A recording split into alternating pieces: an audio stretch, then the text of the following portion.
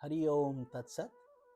Welcome to Jyotirmayananda Society, a journey to self-realization.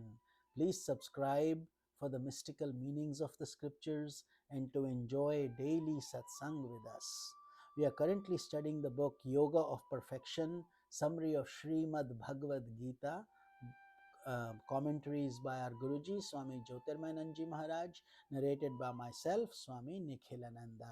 So today we are studying the summary of chapter 17, Shraddha Traya Vibhaga Yoga, threefold faith. Arjuna asks, what will happen to one who is not versed in the scriptures, who pursues the dictates of faith? Please describe to me the threefold faith according to the three gunas. According to the actions performed in the past, human beings are born with a specific nature. His faith is according to his nature. This faith leads him to various activities. Faith is the reflection of the higher mind in the mind of man.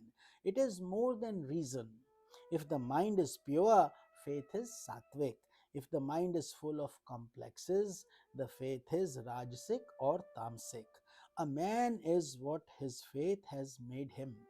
A man of sattvic faith worships the gods, the Rajasics worship the spirits presiding over wealth, and the Tamasics worship the dark forces and all that is negative in the world.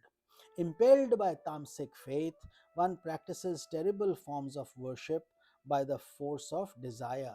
They are against the ordinances of the scriptures, they torture their bodies. The food also is of three types: that which is nutritious, increaser of life, purity, and strength; that which is conducive of joy, which is tasty and healthy, substantial, and agreeable, is called sattvic food, and it is very dear to yogis. That which is bitter, sour, saline, hot, dry, and burning is dear to the rajasic people. They are uh, producers of pain and disease, these foods. Stale, tasteless, intoxicant, and impure foods are dear to the tamasic people. Sacrifice also is of three types: that which is performed without any desire according to the scriptures with faith and devotion is called sattvic; that which is performed for ostentation and pride is called rajasic; that which is contrary to scriptures, devoid of faith, is called tamasic. Austerity is of three types also. Worship of gods, guru, and service of humanity is called austerity of the body. Study of scriptures, utterances of words that are truthful, peaceful, and pleasant is called the austerity of the speech. Serenity of mind, good heartedness, and purity of nature are called the austerity of the mind. These are sattvic austerities. When the austerities are performed with various desires, with hypocrisy, it is rajasic. When they are performed with the intention of destroying other people, for harming others, then they become tamasic. Charity is also of three types. The giving of a gift to one who is a worthy person without expecting any return is sattvic. That which is given with a view to receive in return with expectation of fruit or reluctantly is called rajasic. That which is given at the wrong place and at a wrong time to an unworthy person with insult is called tamasic. Om Tat Sat are the triple designations of Brahman. All acts of austerity, charity, and sacrifices must commence with the chants of Om. Thus, the Supreme Being is invoked. Tat, or the Absolute, is the deity of all actions. He must be remembered during the performance of all good acts. Thus, by remembering God, one overcomes the defects of the performances, nature. The meditation and utterance of Sat in the end of sacrifice or any such act renders it into an auspicious act. Sat means truth. It completes the sacrifice. So, Om Tat Sat should be chanted at the end of all great and good works and also in the beginning. That is why in the ashram of Swami Jyotirmayananda ji, and also for all of us, our general salutation is Om Tat Sat. That's why you hear me say Om Tat Sat. Now you also know the meaning and why we do it. Then, with faith in the Absolute, all actions become purified. But whatever is done without faith in God is vain and without any value.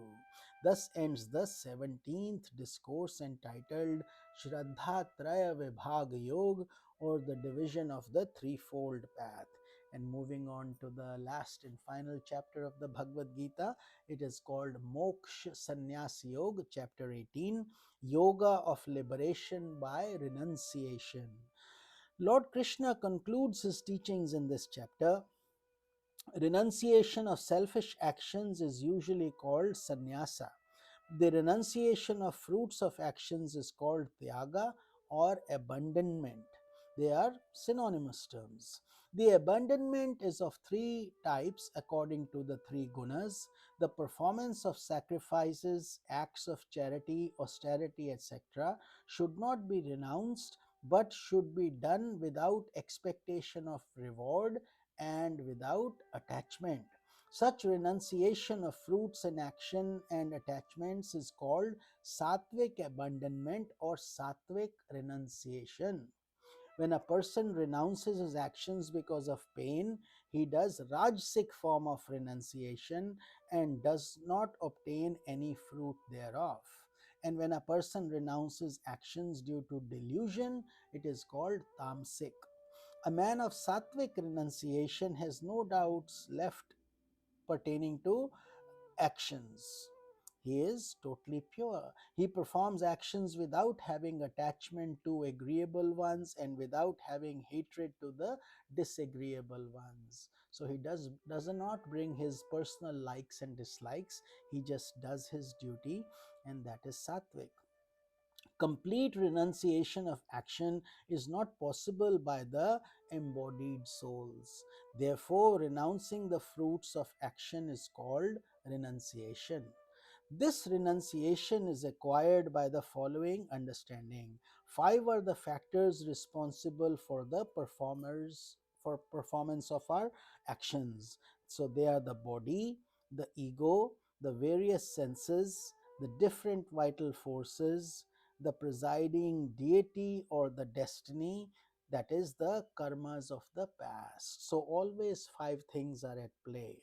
Whatever may be the nature of action, whether it be physical, mental, or verbal, these five are the cause. Knowing thus, one should not give too much importance to ego alone. Attributing actions to ego alone is wrong. Those who have become free from egoistic notion are untouched by evil. They slay not, nor are they slain. Knowledge, action, and doer are of three types according to the three gunas. That which sees one reality in all beings, unseparated and indivisible, is called sattvic knowledge. That which sees multiplicity of objects is rajasic knowledge, and that which sees the perverted vision, considering an effect itself to be the whole without reason, is called tamasic. Actions that are performed without attachment, without love and hatred, without expectation of fruits, the actions that are ordained are called sattvic. Actions that are performed with longing and desires through egoism with great effort are called rajasic. And actions that are undertaken due to delusion leading to violence and injury are called tamasic. A doer who is endowed with detachment, humility, firmness, and enthusiasm is sattvic. One who is full of attachments, desires fruits of actions, is greedy, cruel, moved by pleasure and pain is rajasic, and one who is unsteady, vulgar, impertinent, desponding, and procrastinating is called tamasic. That intellect which knows the secrets of pravritti and nivritti, that is of pleasure and of blessedness, is called sattvic. That which does not know this is rajasic, and that which considers vice to be virtue and virtue to be vice, in other words, thinks totally opposite and is perverted, is called tamasic. Firmness is of three types. The firmness by which mind and senses are controlled is called sattvic. The firmness by which one performs one's duties for dharma, artha, and kama with the expectation of fruits is called rajasic, and the firmness due to which one cannot give up sleep, fear, grief, despair, etc., is tamasic.